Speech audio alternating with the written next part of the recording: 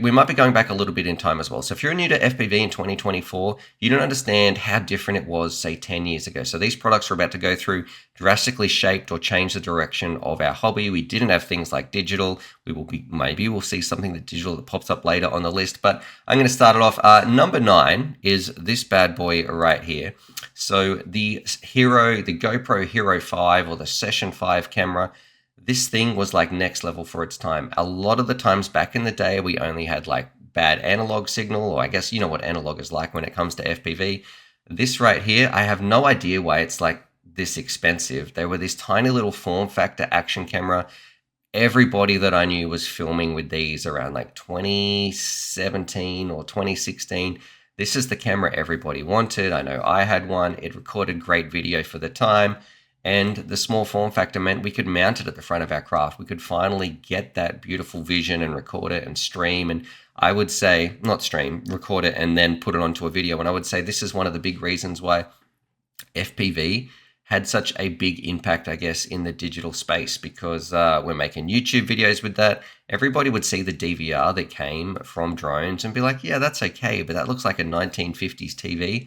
When you could record with this, and I think they had Super View as well, which sort of like fisheyed the outside and focused the inside of the image, it looked amazing. And some of the first shots people were recording with these, this was great. It was more robust, and also it wasn't as good as like the GoPro Heroes. I think it was the GoPro Hero Black or something, which is the one I used to actually film still in the field. But this camera, it was more robust and lighter, and it didn't have a screen on the back, which was the number one thing that broke all the time. So that, I would say, that's my number 9 product. Number 8, we are jumping over, and who remembers these bad boys? So these are the Omway Commanders. Let me know in the chat if you had a pair of these. This was a huge shift in the mentality of FPV. I loved this pair of goggles, and unfortunately, I gave my pairs away. I would love to be able to go back in time and maybe track down a pair again or not give them away, because these Omway Commanders, they were the first competitor that really took a serious hold in the market. At the time, everything was Fat Shark. So the only pilots you saw online were flying Fat Sharks, and I believe that I was one of the first people that sort of moved over and shifted from Fat Shark to these. They were better value, they were comfier on my face, they were lighter, they did DVR. They didn't have a module bay, so you can see right here, they didn't pick up race band, but race band wasn't really a thing back then. They were just an awesome pair of goggle. This is so weird that this must be a review. Okay, so wherever I've clicked here, they've got a rundown on Fat Sharks and then talking about the competition. So there was Sky Zone, but they didn't really have a stakehold like the Omway Commanders did. And I think a lot of people might have started enjoying these because I was flying them. I feel like I was the only pilot that was repping these and talking about them. And it all came down to what I spoke about before is I want you guys, they were a great value pick. I want you to have the best decisions and be able to spend your money, your hard-earned cash on a great product that you could still have an awesome time with FPV without having to go ridiculous expensive options. And this was, I would say, one of the biggest products that changed our direction of FPV. It brought competition to the market, which forced Fat Shark and other people to start to innovate, add some new features, and also ultimately lower their price, which is fantastic for everybody.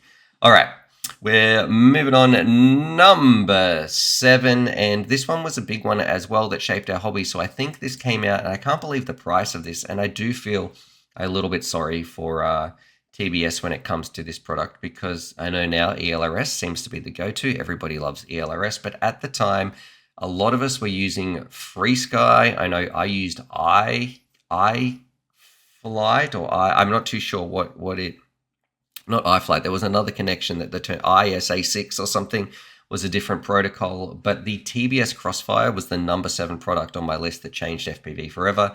It was the first truly long-range, reliable link that gained a lot of popularity, and it shaped a lot of things moving forward. It's still used today. That shows how good it is. It had pretty decent latency.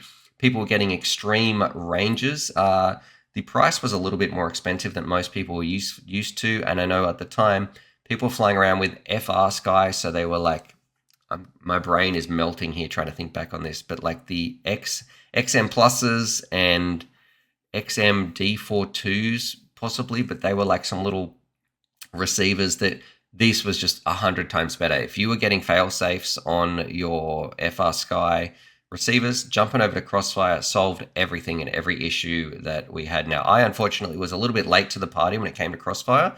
I didn't pick it up straight away. I was pretty stubborn, and we'll talk about some of the things that happened and why I was like that. But for me, yeah, it was great. I feel a little bit sad of where they've ended up to today, because it is very hard to compete. Doesn't mean it's a bad product. It's just very hard to compete with today's ELRS. RXSR, yeah, that's the one I was talking about. Okay, looking next at the number 6 product, and this, believe it or not, you guys might never have even heard of this if you're coming in at 2024. Let's say Hobby King. No, I don't want to hear anything from Hobby King. They used to be a big website, but the Turnigy Evolution. Now, I don't know what happened to mine. I think I had a bunch of these that I'd given away, but this radio right here was the first breakaway from radios that looked like this. And this shaped our hobby, I think, for the better, because now we have so many options. But this right here, every single radio you ever saw was bigger than this one. So this is like a current Radio Master Boxer Crush. But the radios were even bigger. They were like the Tyrannuses and the special editions, and drone pilots had no real radio that suited them that wasn't previously made for big like plane flyers and those big nitro gas, whatever they're going to be, those petrol powered planes in the sky that had all the switches and dials and things like that. This radio, it was so simple. It had like 2 switches on the back. It was everything that I needed to get flying. So I had my arm switch, I had my flip over. I don't even think flip over after crash was invented, but I had my buzzer switch. And then that was it. It had one potentiometer in the middle, some little light up gimbals. The gimbals were pretty rubbish by today's standards. The range, unfortunately, was also pretty terrible. For most of my track flying, though, I was willing to sacrifice that for how this radio felt in the hands. I loved it on the sticks. It didn't have the best latency, but it was an awesome radio to fly around with. So I really liked it.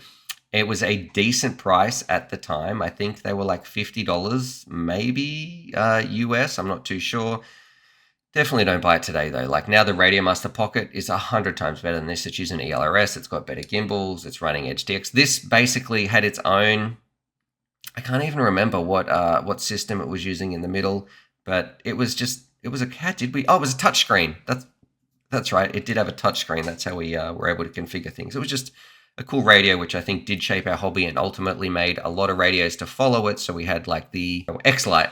So then we had the X-Lite, we had then I guess later following that was the Zorro, and now we've got the Pocket. Like this was the start in about 2017 of small radios.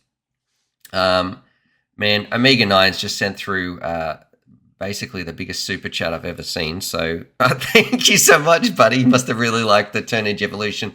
But I want to say you're an absolute legend. Thank you so much. That really does make a difference. So I greatly appreciate that. I don't run ads on this stream or anything like that. I know YouTube tells me all the time, this would be a great time to turn on your ads, and I keep dismissing it. It's even on the screen right now, but I want to say thank you so much, brother. Truly do appreciate that. And I'd love to know if you're agreeing with some of these, of what are the top products of all time. It looks like people in the chat are loving it as well. So holy moly, sir, you're amazing. That's from Spaceman. And X86 is saying wow with a bit of a thumbs up right there. And someone's saying, is that Canadian? Well, I bet you that's still better than the Australian dollar. So whatever it is, brother, I want to say thank you so much. It makes a difference, like a huge difference, more than most people know. It is actually harder than ever to do this full time on YouTube and make content for you guys. And it's comments like that do keep the wheels turning. So thank you. All right. The FlySky protocol. Yeah, that's what that used. Okay, this radio used the FlySky. Now, number 5, the product that changed the hobby for a long time and still has impacts today, is this right here. So this is the Fat Shark, and it doesn't have to be the Dominator V3, but this is the image that we've got. So the Dominators were the first goggle that had a module bay. So that meant you could put in your own module in there, and you were then able to upgrade your receiver. So nowadays, when you look at things like Rapid Fire, we used to have Clearview modules and some other little modules you could put in to your goggles. This is what started it. Like the Fat Shark came out and said, hey, we've developed this module. Now you can upgrade your receiver. You can get even better video.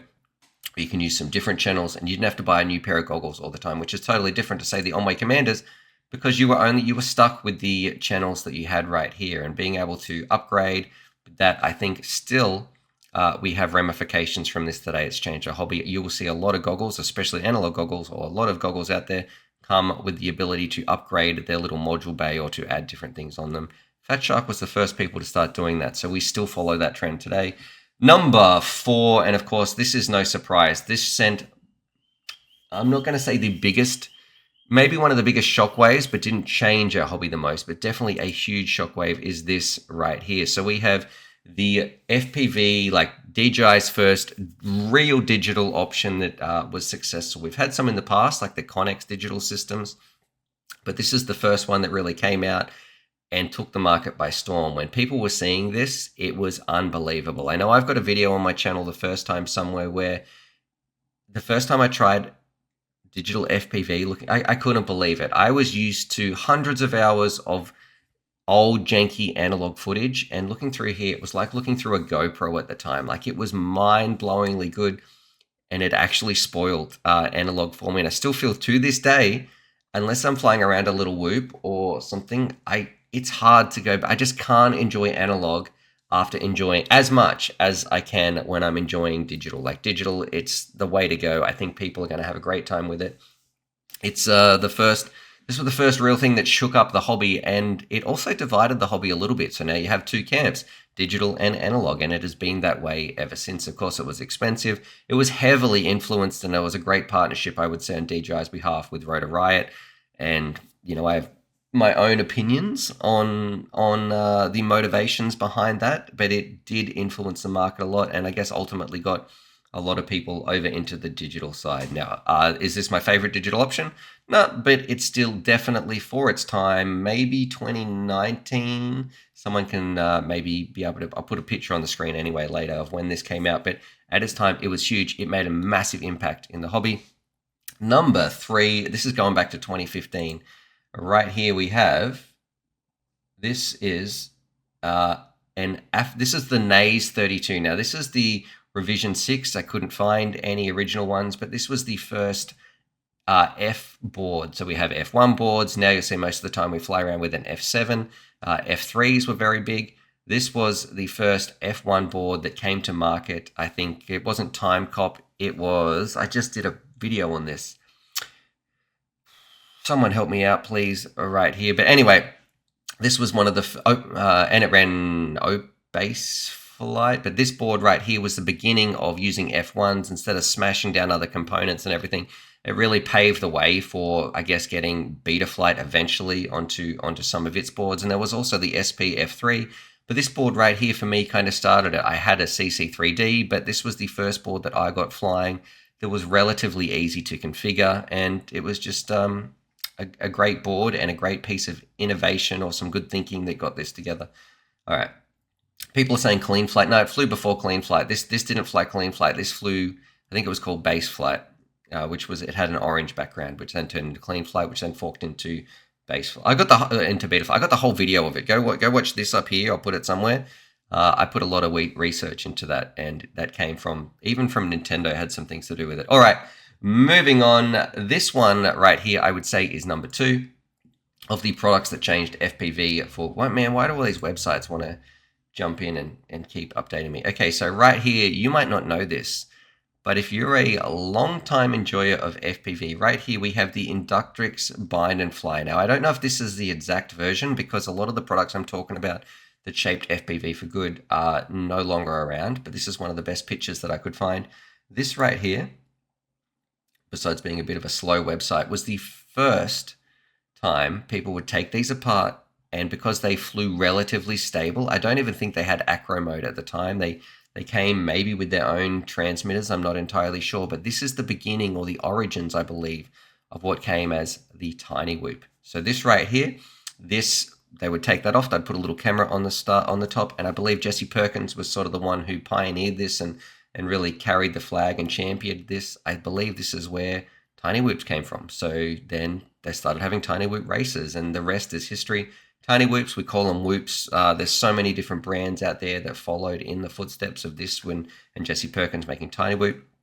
This right here, believe it or not, is sort of the craft that started it. So just super cool to, this is the origins of our hobby. This had a huge impact. Like these races still go today. Whooping is still, it is bigger than ever. There is more people flying whoops than ever. They're a great craft. Look how far they've come and what they're doing. And the same thing goes for my number one pick on something that changed our hobby for good is this right here. Now, look at this original price, $150 US. This is no joke. And I believe this was an Australian designer that made this. So this is the Blackout Mini H quad frame. Before this, there were no drones out there that had, like, they were either plastic. The carbon fiber ones that were coming out were like huge. They had big like pipe arms and round arms. This is what started this. Without the drone you are seeing on the screen, we wouldn't have these drones today. Yes, this is 100 times more sophisticated, but the Blackout Mini H quad frame was just amazing for its time. It was the first 5-inch. It really cemented, hey, we're going to, and they called it 250 as the size, but it later became known as 5-inch because it would run 5-inch props. And you can see how disgustingly designed it is. There's no room for camera angle. We have some little damping mounts on the top. We've got, it looks like a power distribution board in this one, which is a terrible idea because we're going to be crashing and putting a lot of stress on some of the parts in there. You can see the barbaric approach, I would say, to how this quad is designed. You would not fly this today, but at its time, nothing like this existed. Everything else was plastic. Everything else was these big, terrible drones that would like flip over and snap their legs off, and just was not good. So this, for its time, shaped our hobby for every single drone that came after it. This is like before whoops. This is before, I guess, 3 inches and 4 inches and think of all the different craft we fly today. This is like, if you looked at the family tree, this is at the top of it all. So this, and maybe this one for any tiny whoops are going to trace back to this. But every single carbon fiber craft that we fly in FPV today can trace its origins in a bit of a family tree back to this. So a huge shout out to the guys who designed that. And of course, like all things, there were iterations and things that came. This is before I was really into reviewing and was doing this full time. One of my first quads that I ever built was, I got a Nighthawk because I didn't know better, but I wish I got this instead. So this was the one that I ended up getting a copy of, which was the ZMR. It was called the ZMR 250, which is like it was basically the same thing. It was about 20% of the price, which at the time I couldn't afford to get one of these. I would love to have an original one of these. I do have a Blackout hex you will see in some of my videos on the wall in the background as a bit of a tribute to this, but very, very cool. And that's another thing too, like it used 4 motors. So at the time there were there were a lot of other options out there. We weren't sure where to go. We were using tricopters. We were using hexacopters. There was so many different types of craft out there. This really cemented it and that's why this is my number one product of what shaped our hobby, what shaped FPV, that had the biggest impact in the direction that our hobby took. And so hats off to them. All right.